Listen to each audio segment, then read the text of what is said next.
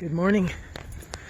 I was looking at the obituaries this morning because I recognized the name of someone and I didn't have the right person, but as I read further in the obituary, there were two other names of people in that obituary that I did know. And it was such a rush of affection for them when I read their names, Leon and Ruby Etchemendy, because they'd been part of my life for many years.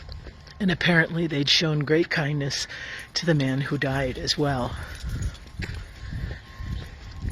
Rising and death, dying and living are such mysterious parts of our existence.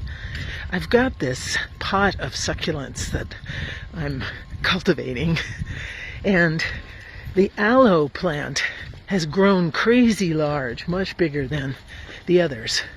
So I had to do some dramatic pruning, and I just didn't have the heart to throw away the piece of aloe, this branch of aloe, because it's got medicinal properties and it's good for you, and plus it was so beautiful. So I put it in a glass of water, and just to keep it alive so that I could continue to use the leaves when I cut myself or burn myself. And what's so funny is it's not growing roots, but the big leaves are turning yellow and dying. But there along the stalk, in the juncture of the leaf to the stalk, are new baby aloes growing. So in the dying is new life. Scripture tells us too, there's the story of the seed, and not until the seed falls into the ground and dies can it bear life, can it bear fruit.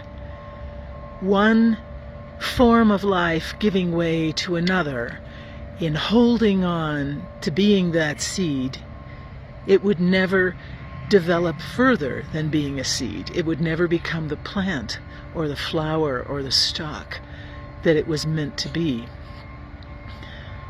It's so striking for me how this is part of our existence, this ebb and flow of living and dying. And spiritual people will tell us that it's not just the living and the dying that's key.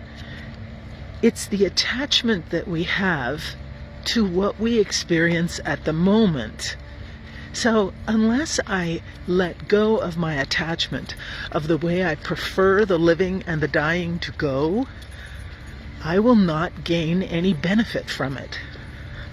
I will not gain the grace or the gift of what is possible at the moment, because I'm clinging to what I prefer. I'm clinging to what I really want to happen, not what is happening. And I think there's such a mysterious lesson in that for us. At least I find myself just thinking about this even after I've read this man's obituary. What does it mean to let go of my preferences?